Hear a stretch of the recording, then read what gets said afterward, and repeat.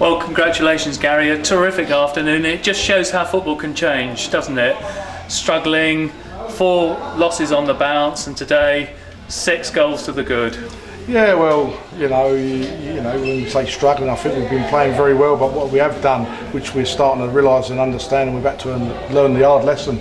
You can't, in this level of football in the Conference Premier Division, give teams head starts the way we have. But you know, we've been playing some very good football. You know, we've been very upbeat as a management team, as a playing squad, and I'm sure with the supporters as well who've been to them long distance matches recently would have seen that we haven't been playing bad. But you know, it was an important game again today that, you know, we needed something out of the game today, as you correctly say. You don't want to be in that rut. It's very, very hard, the league, in respect you can go and win 2 or 3, but as well as win 2 or 3, you can go and lose 2 or 3 and it becomes hard. But first goal was important. Great save from Aaron Al before that, of course, and Gavin McCallum's put us 1-0 up, and I think the goal on the stroke of half time puts us in a very strong position. And when you look at the game, it really was a game, wasn't it, where we could almost have been 1 down or even conceded another one, and Aaron Howe made 2 absolutely fantastic saves. Yeah, he's a quality goalkeeper. You know, Aaron's a good goalkeeper, and as I say, we've got a lot of good young players at the club, and we've got players who are learning about the conference, and we're learning as a group to be working together back in the conference after an absence of 3 years. And as I say, you know, I've already realised within 8 games of the conference, it's the final third.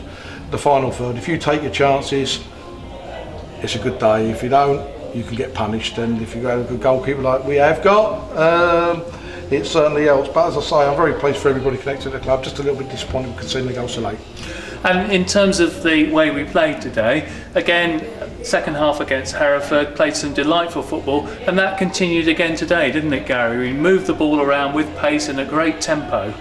Yeah, and all credit to Steve Thompson. You know, it's nice for me to stand there as a manager, but Steve Thompson's the coach. We work very closely together, and then, you know, we have installed that we want to play football, but Steve Thompson's the main man behind that. You know, he's the coach, and you know, he must get the accolades. He must get the accolades as well as other people who can look at the manager and think he deserves it. But Steve Thompson and everybody connected with the club now are starting to realise and enjoying the way we're trying to play football, which is rewarding for everybody, even more so when you get the result. But as I say, any player who goes and gets 4 goals in a game, I think it's a tremendous achievement for Bradley Bubb, and that's very pleasing, of course. As I say, it's only a little blemish at the end, which has upset me a little bit, but overall it's a tremendous result and a big 3 points for us. And of course, a big 3 points and a hard game coming up away at Stockport next Saturday. They come thick and fast, don't they, in this league? They come thick and fast and no easy, I'm afraid, but not that you expect an easy game anywhere. You know, a tough game, Stockport, and you know, another ex-league club.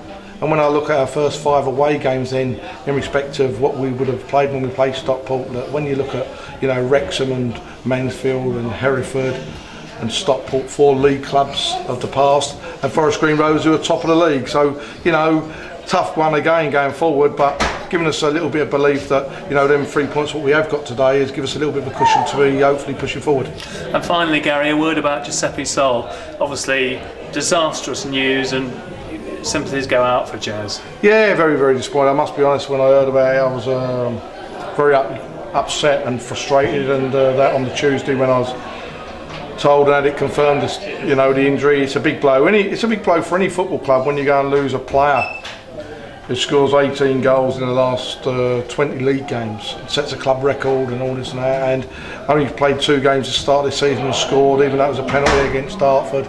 He's a goal scorer without doubt, who I believe, as you know, would have gone on and got 15 goals this season. I think he's a player who can do free kicks, you know, as well as other things in the game and win a match. So big blow for us, but you know, other clubs have their injuries. You know, if I turn around and think it was only us here, you know, I'd be being selfish really. Other clubs do, but it does hurt even more when you've got small numbers. But you know, I've always said as well that it pulls you closer together. It pulls you closer together. I think that when you get, you know, someone who gets wounded, you know, or gets injured, you have to turn around and rally a little bit, you know, together. So it won't spoil my weekend, but I am gutted for Jez, and I'm sure that we'll all play our part going forward at Woking Football Club and around the club one way or another to give Jez every support, get him back as soon as possible. And I believe his operation is on Monday, so please send him our very best wishes and enjoy your weekend. Yeah, no problem. Thank you. Cheers.